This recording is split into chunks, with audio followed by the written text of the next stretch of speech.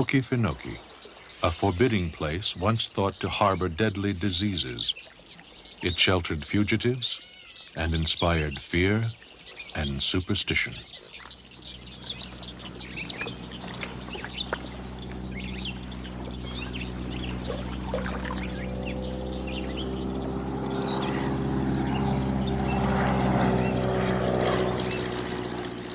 Today, Okefenokee Swamp is a well-known wildlife refuge.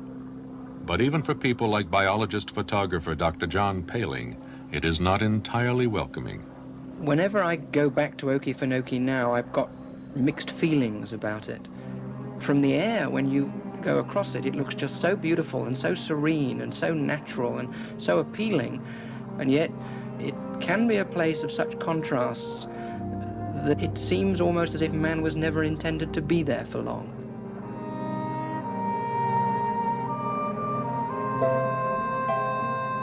Okefenokee Swamp is a 438,000-acre natural basin, a mosaic of islands, forests, marshes, and open water. It's famed for its alligators and as the home of Pogo, the comic strip possum. Although it overlaps the Florida state line, most of Okefenokee lies in southeastern Georgia. Okefenokee's population of Seminole Indians was driven out in the 1830s. It was soon infiltrated by white settlers called swampers.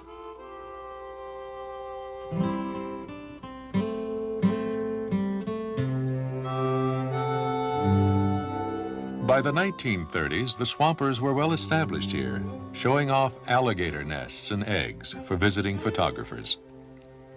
The swampers were a breed apart. Many had few needs or interests outside Okefenokee. Those who knew them admired their simplicity and self-reliance.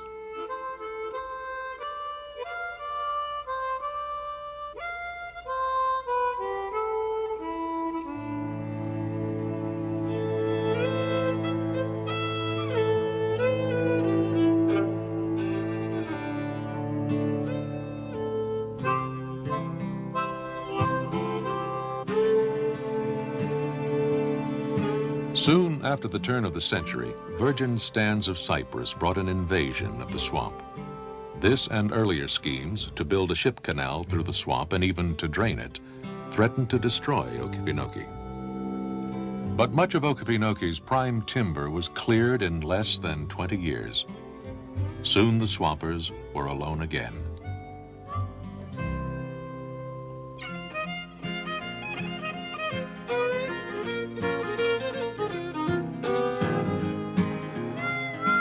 In 1937, Okefenokee was declared a national wildlife refuge.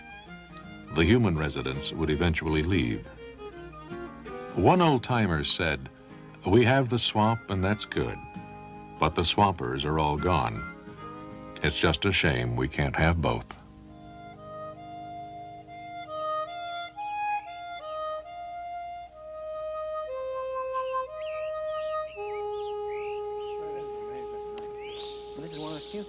More than 50 years after they were abandoned, relics of the old logging camps can still be found.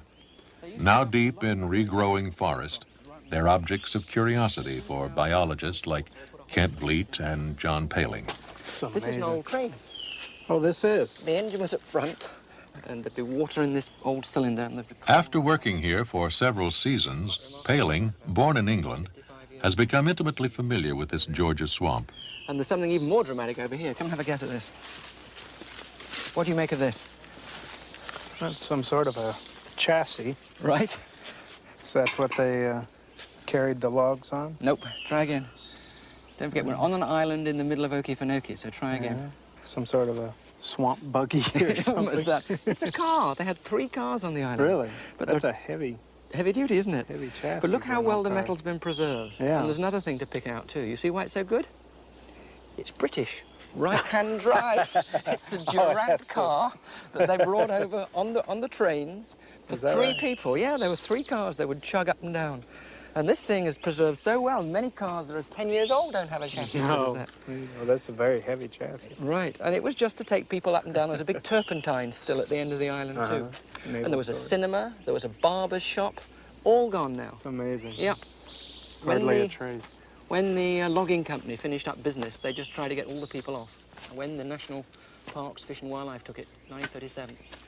Although parts of Okefenokee can be traversed on foot, it is better explored by boat.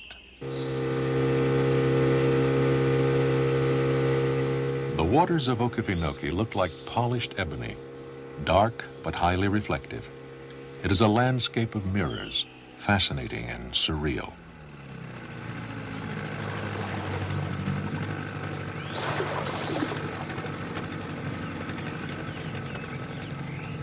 Kent Vliet is from the University of Florida. He's an expert on Okefenokee's most famous resident, the alligator.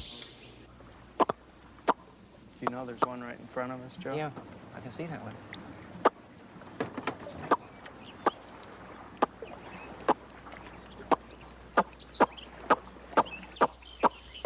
The ability to call alligators by making certain curious sounds is a valuable skill for inquisitive biologists. That's coming. Oh, hey. Do they have binocular vision? Can they see 3 dimensions? Only a little small fraction of their total visual field, just in front of their nose, is Wait, is he binocular. coming too close? No. No, he's fine. Wow. Okay, Why do they have alligator. the yellow ring around their eyes? Is there a function that's known for that? A number of aquatic animals have a coloration around the eye like that. Hippopotamuses do.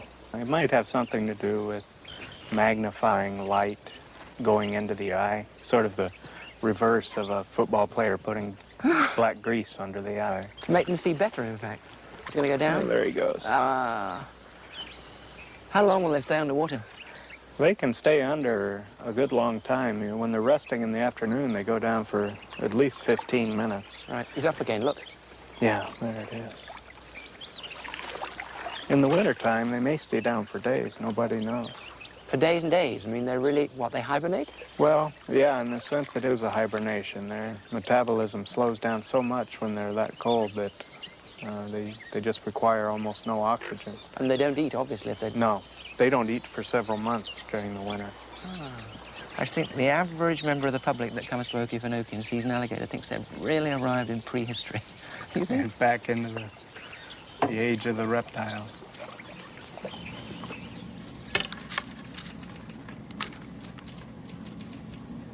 The study of alligator social behavior has occupied Kent Vliet for several years. At his laboratory in Gainesville, Florida, he works with a wealth of accumulated data.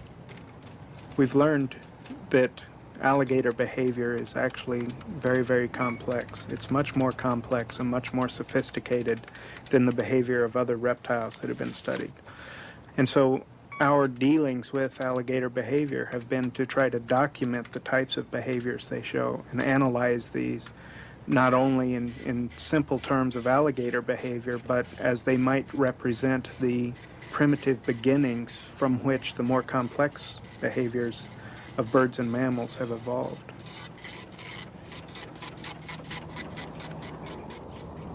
Most of Kent's observations have been made at the St. Augustine Alligator Farm.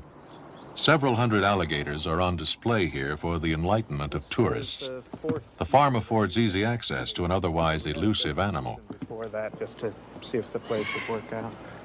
Are there many differences between these gator farm alligators and the ones you get in the wild? Captive animals look a lot different from wild animals. The most noticeable difference is that the head of a captive animal is much broader, that you don't have this beautiful elongated snout.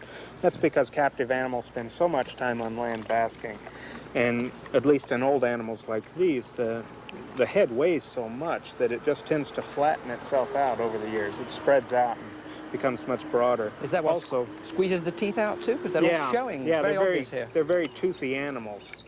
Also, all the scales on their back are worn down, much more so than a wild animal would be. And that's just because these animals live in very high densities on farms, and they crawl over each other and just kind of buff each other down all the time.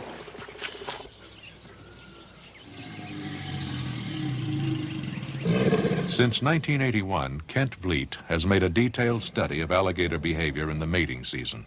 from April into June. But Kent was not happy with his original vantage point. It was secure, but didn't provide an accurate water level view. He decided to enter the lake, a procedure not without certain risks. It is possible when you're in the lake that a big male will decide he doesn't want you there and actually come up and try to get you out of his territory.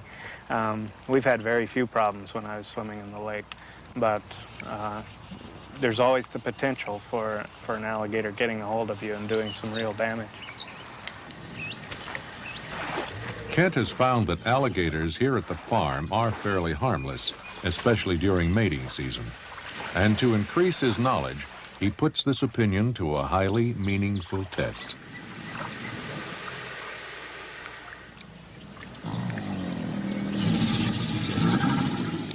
We learned early on in our research that we needed to get off the boardwalks and go down and look at alligators at an alligator's eye level. Alligators communicate to each other visually by the way they hold their bodies out of the water. And we got down into the water to better understand how alligators are talking to each other in a visual sense.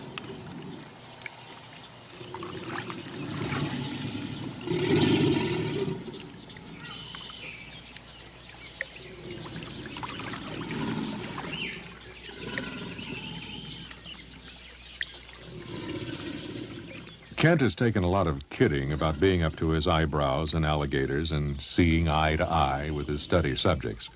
But he feels that because he can understand an alligator's body language, he can ward off trouble before it becomes a real threat.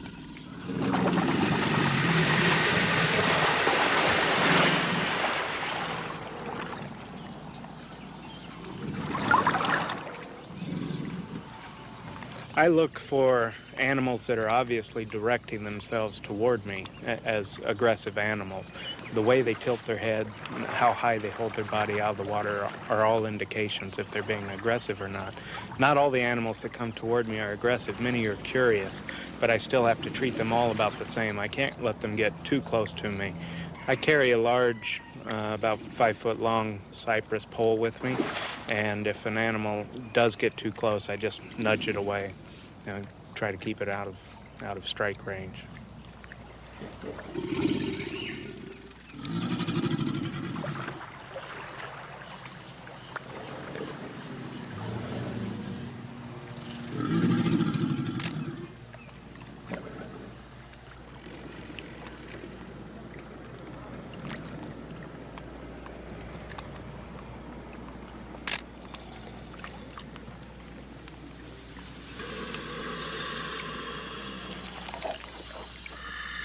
The meaning, if any, of an alligator's impressive yawn is not understood. But other behavior, like this head-slapping display, has been deciphered. It is an assertive gesture, advertising an alligator's social position. In courtship season, the alligators stage bellowing choruses almost daily. Both sexes bellow, but they make somewhat different sounds. Just before the male bellows, he produces subsonic signals that make the water around him dance. In the wild, these signals may draw females from a great distance.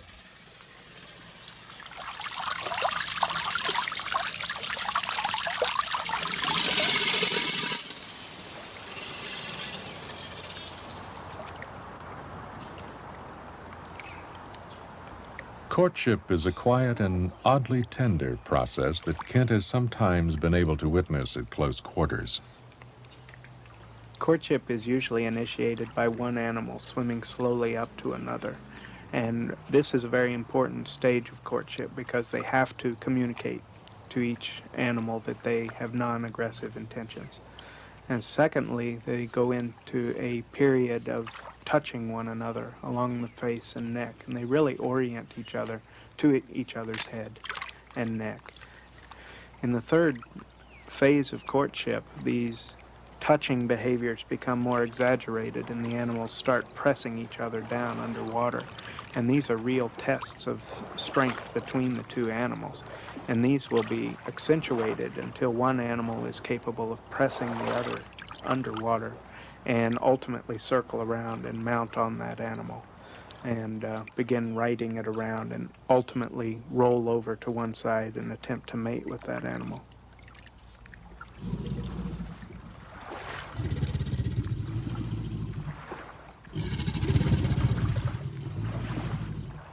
However they behave, alligators have reproduced quite successfully in Okefenokee. Here until the 1970s, they were badly hit by poachers. Now, stiff laws protect a population that has grown to about 12,000. In summer, bubbling gases are like the heartbeat of Okefenokee. Beneath the dark waters is a thick layer of decomposing vegetation called peat. The gases it creates sometimes lift large patches of peat to float on the surface. Old-timers called this a blow-up. Over time, the floating mats of peat are covered with vegetation. Some sink again, but others become floating islands and eventually support bushes and even trees.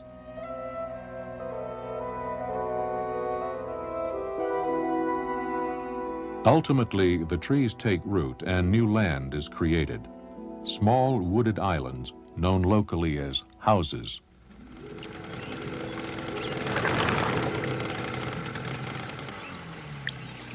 Okefenokee is an Indian word that means land of the trembling earth. John Paling shows how fitting the name is when he lands on a young floating island.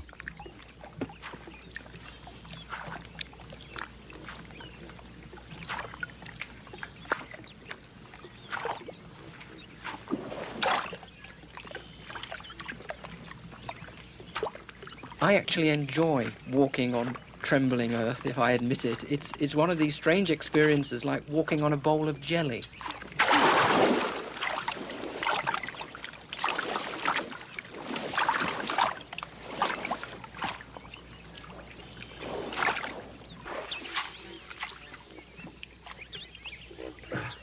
The waters of Okefenokee are highly acid, about as acidic as strong tea and much the same color.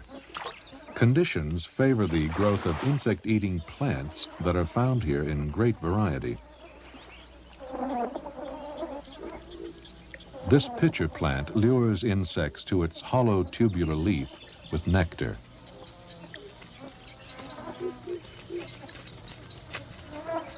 Once inside, few insects escape.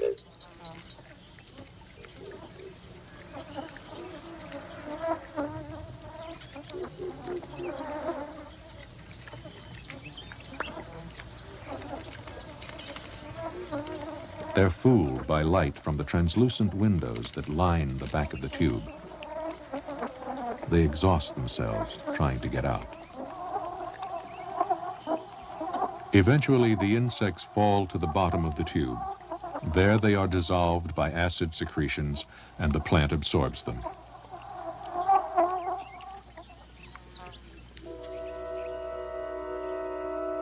Another deadly attraction is the sundew.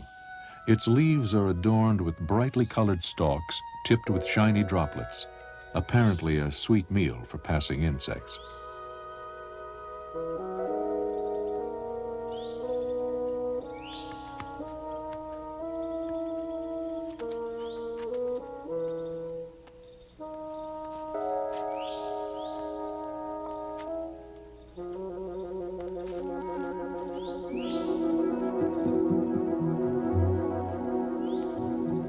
But hungry insects soon become entangled.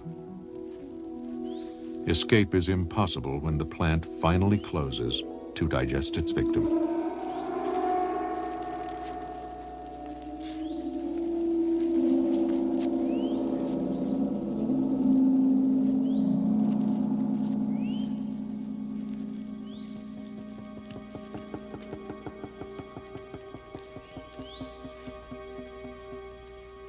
Along the edges of islands and in shallow marshes, insects are snared in such deadly traps. When it's all over, there will be nothing left of them except their indigestible husks.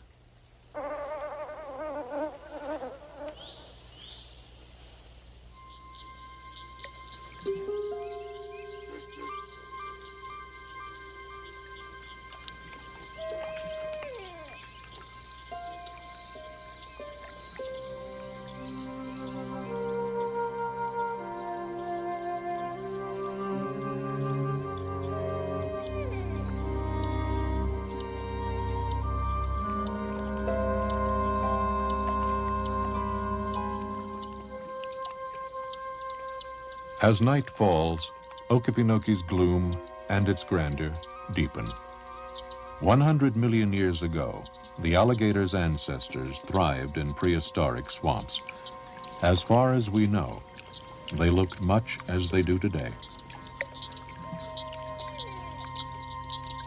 The eyes of the alligator are highly reflective. They shine with an eerie glow in the night.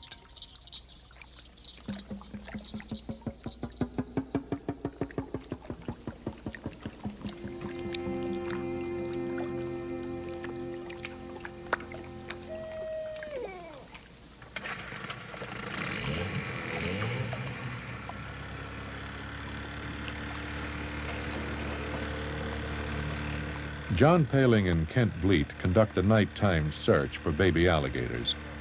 Disturbing alligators here in the refuge is strictly outlawed. Even scientists like Vliet need special permission just to touch one.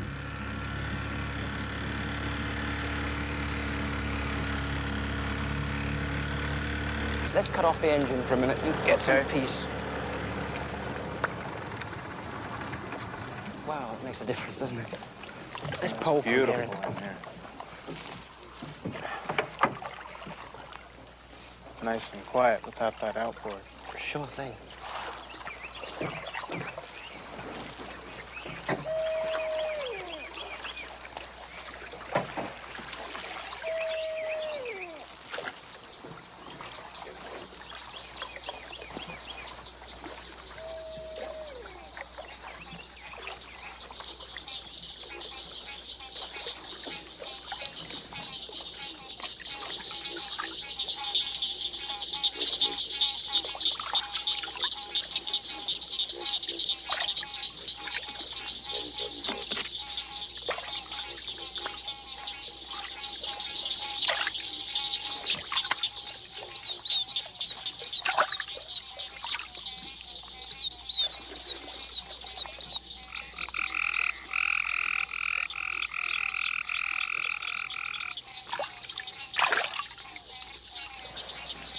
You seen any gators yet or not? I haven't seen any in this small stretch I here. should light around it.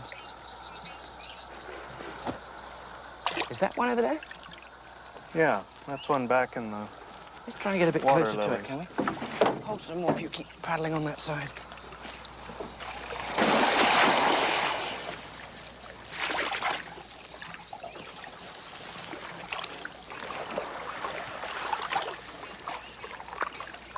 Unlike the closely related crocodile, alligators rarely attack man. There are only about a half dozen fatalities on record, and there has never been a serious incident in the Okefenokee refuge. Even so, there's a certain tension whenever they're about.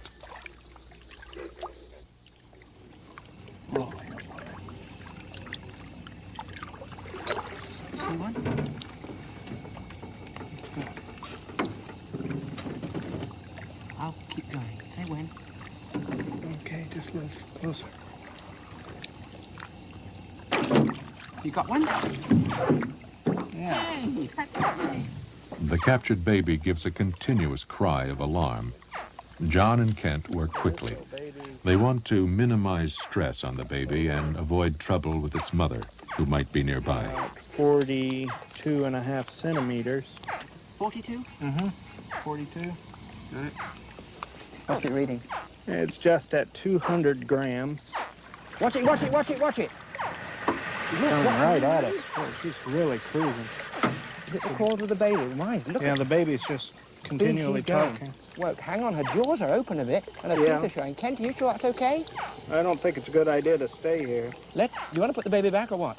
Probably what I should do is just tap her on the nose and see if it scares her. They are often a little more brave at night than they are in the daytime. Watch, she's coming, Kent. Boy, she really concentrates on that. She just localizes right on the distress call. I think I better push her off. Are you sure? She's I mean, a hang little on. too close. This is not safe. She's not safe. No.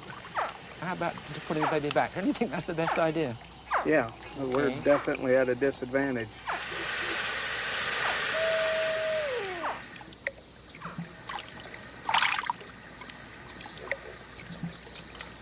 So Kent builds a record of alligator growth in different areas. Females grow to an average of 7 to 8 feet, while males may be up to 14 feet and weigh 850 pounds.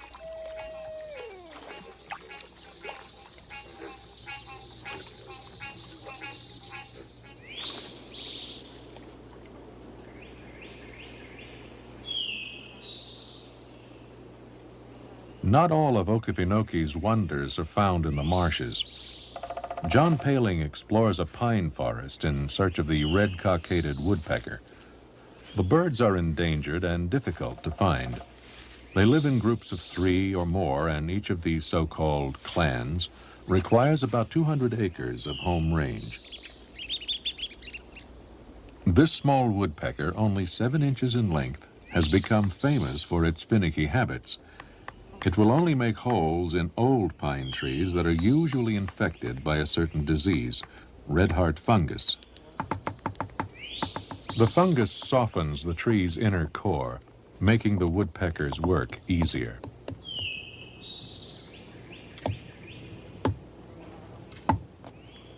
When a clan of woodpeckers finds trees that suit them exactly, they may remain here for life.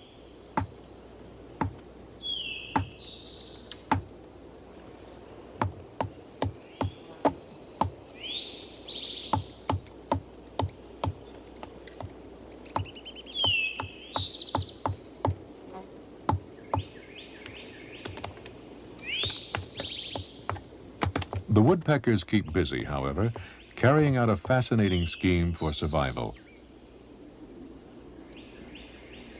They constantly make fresh holes in the trees, causing them to exude a thick coating of resin. It's a sharp and smelly substance, the main ingredient of turpentine. The woodpecker's nest hole is surrounded by resin, and it's always located on the western side of the trunk, where the heat of the sun will help keep the resin moist and fresh. The reason for all this only becomes clear with the appearance of a predator, like this corn snake.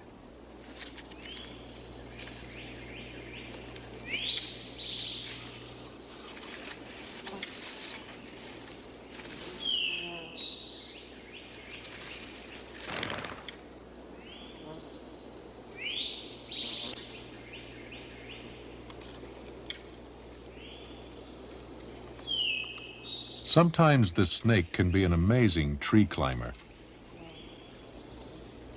It can climb straight up and reach bird nests 30 feet above the ground.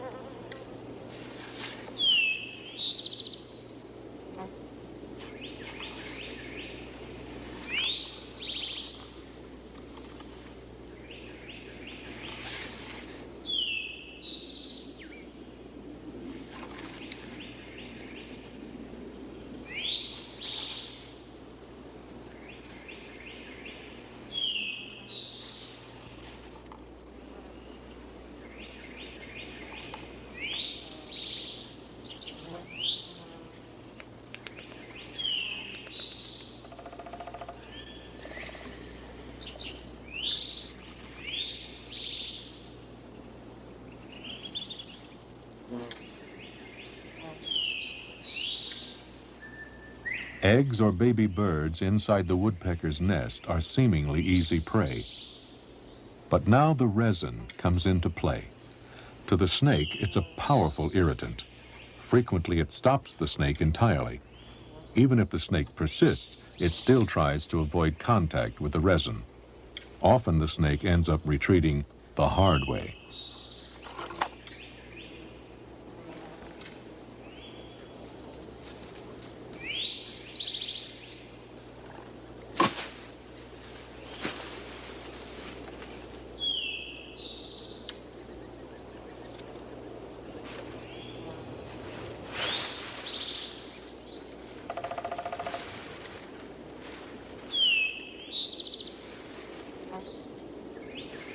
Such moments of threat and drama frequently interrupt the tranquility of Okefenokee.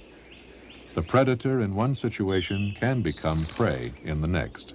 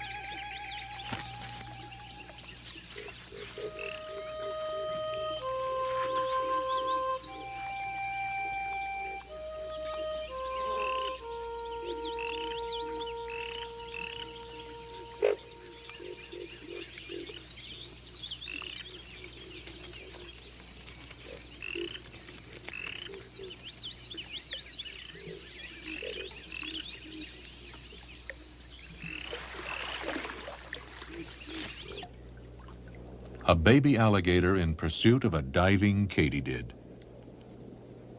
Hiding underwater, the katydid is safe temporarily, but after 2 minutes or so, it must come up for air.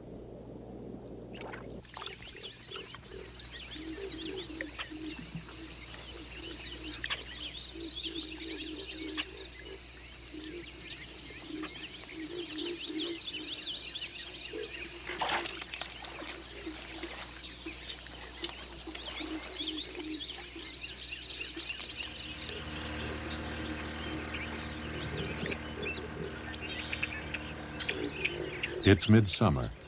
John Paling and Kent Vliet search for alligator nests. At this time of year, dozens of nests are concealed in the swamp. The best way to find one is to look for the trail the female alligator has made when coming and going from the nest. They should be pretty clear. If they're used often like a trail to a nest is, they're pretty obvious. This looks like one right here. Left? Right by these yellow flowers in Oh, this isn't it? clump here. Kind of shoved the nose of the boat in here. Yeah, this is one. Yeah, I can see it flattened. Yeah, it does looks like it's used pretty frequently too. That one looks really packed down. I think it's probably one leading to a nest. Alligator trails form a network of natural pathways through the swamp. They were often followed by early explorers, but there's a drawback. Alligators like to lie submerged along the trails. It's all too easy to step on one. You can see where she's gone. It's spongy here.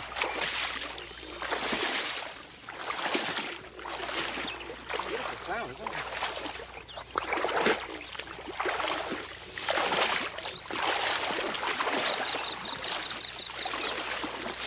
I think I've been bitten by something.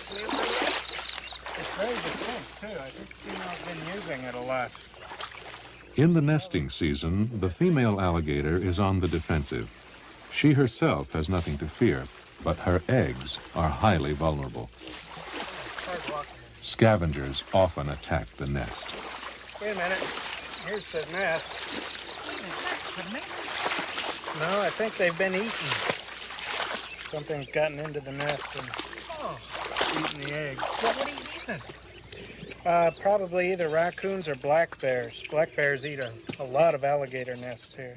But, I mean, raccoons and bears wouldn't, what, swim and wade through this stuff? I mean, there could be one living in this island, or he may have moved from island to island. It's hard to say if there's a black bear or a raccoon, though. Sometimes black bears will pick off the end of an egg and just eat the insides out of it. I don't know how they do it. They may just use a claw and just pop the top off and eat it. This is like sort of an island. How does the mother make it? I think this nest is either sunk from its own weight after she built it, or the water level of the swamp has risen some. Well, these things just scrape up all the dirt and vegetation around them. And you see there's peat in here and a lot of plant matter that holds it together. And also the rotting plant matter heats the eggs. It creates heat as it rots, and it actually keeps the eggs warmer than they would be just with the sun on them. Could she still be around now these have been eaten? I think she probably came back and realized it'd been disturbed and just lost interest and left. Let's try another one then. Okay. That's a That's shame. really too bad.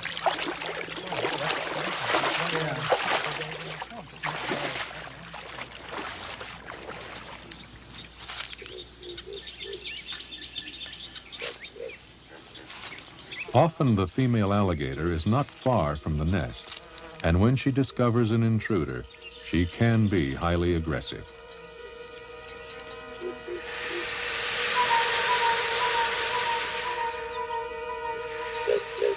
John Paling once faced such a confrontation unexpectedly when filming a nest.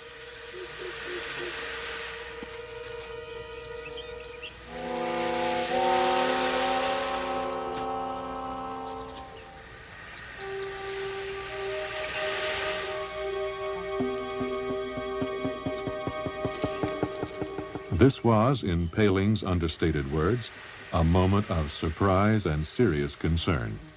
It ended only when he backed off, leaving the nest to its rightful owner.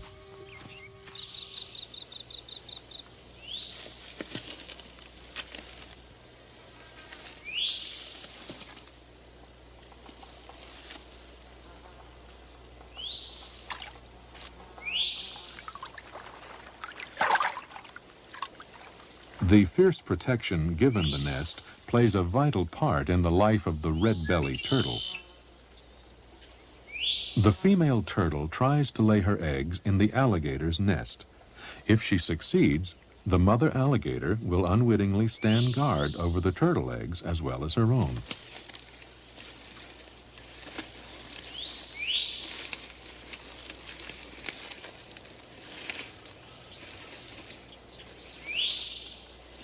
Risking attack, the turtle invades the nest and lays her eggs, taking advantage of the warmth and moisture.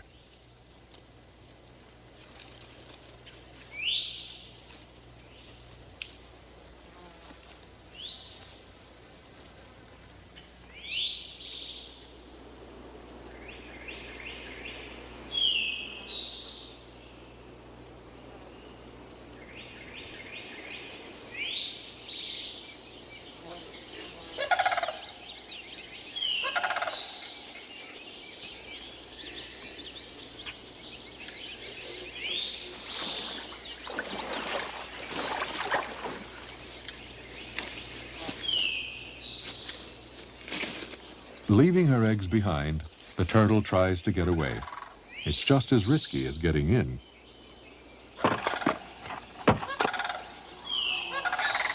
Most adult turtles in Okefenokee bear the marks of encounters like this.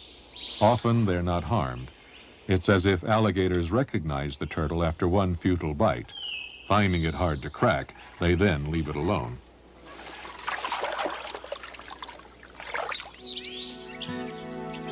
The female turtle has done her part.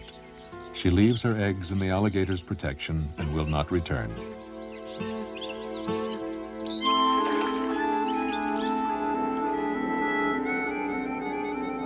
For otters, turtles are handy and long-suffering playthings.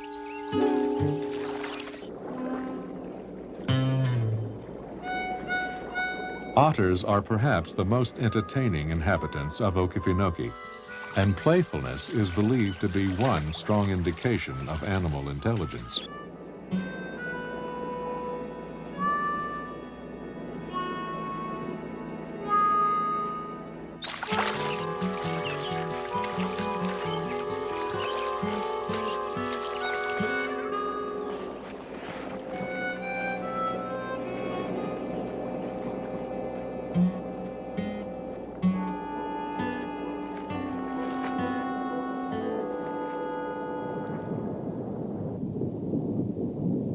Violent thunderstorms often rake Okefenokee in summer, and during a dry period, lightning can set the swamp ablaze.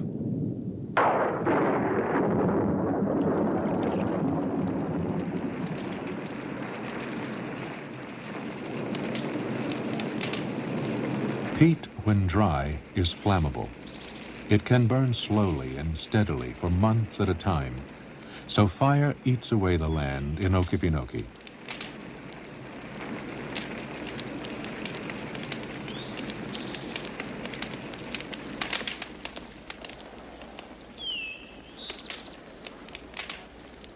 Scientists think such fires may serve to revitalize the swamp, creating hollows where new ponds and lakes form when the drought ends.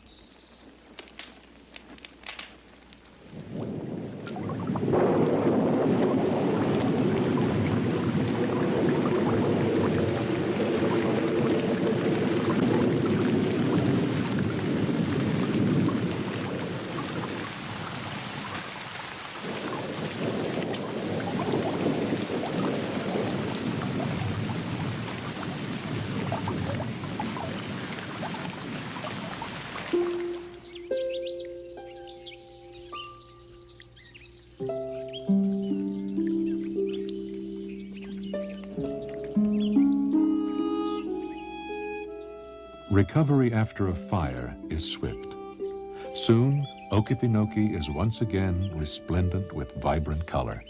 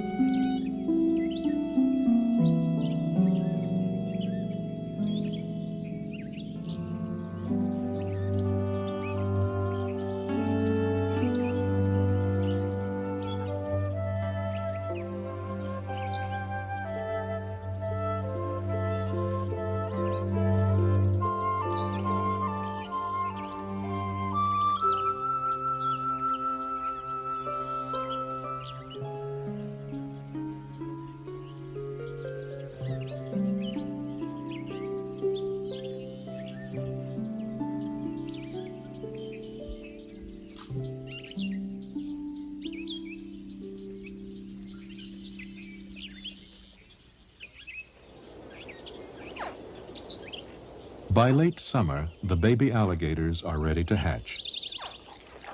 It has taken about 9 weeks for the eggs to incubate. A chorus of cries from the nest brings the mother alligator to assist her young. The baby turtles may also be hatching at the same time.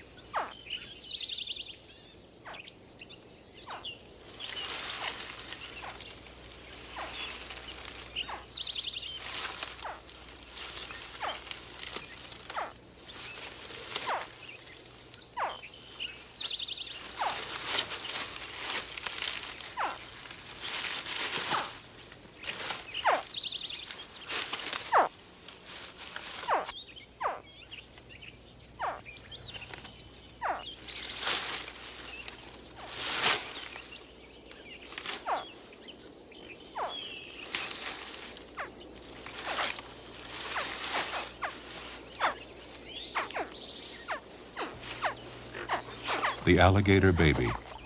Its cries have been loud enough to be heard even before the egg has broken open.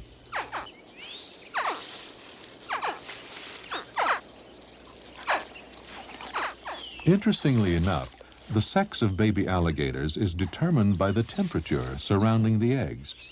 Above 90 degrees Fahrenheit, only males develop. Below 87 degrees, there are only females. No one yet knows precisely how this serves the alligator's survival.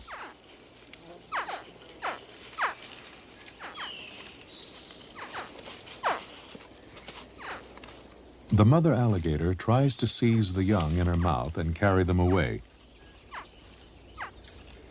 The baby turtles aren't so fortunate. In all the confusion, they're on their own.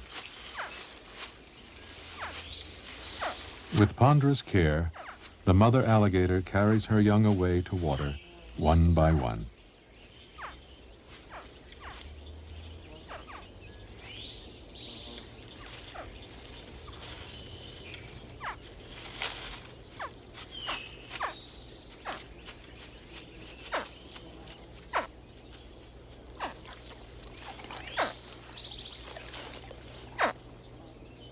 The baby turtles seem to know instinctively to lie low when the mother alligator is near.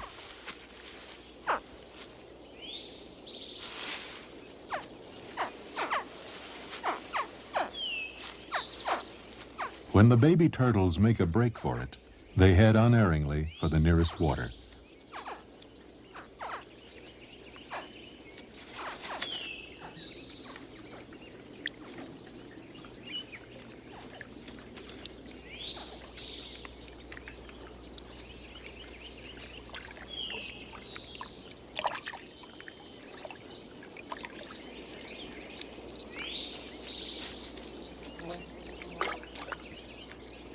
When all this is over, a new generation of both turtles and alligators begins life in Okefenokee.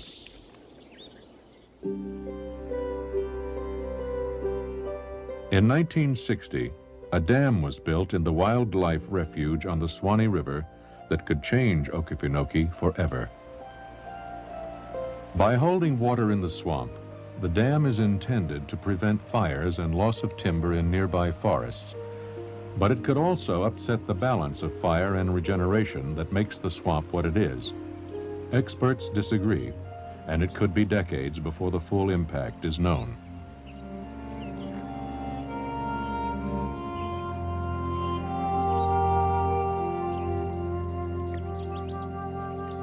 In the realm of the alligator, meanwhile, life continues according to an ancient pattern.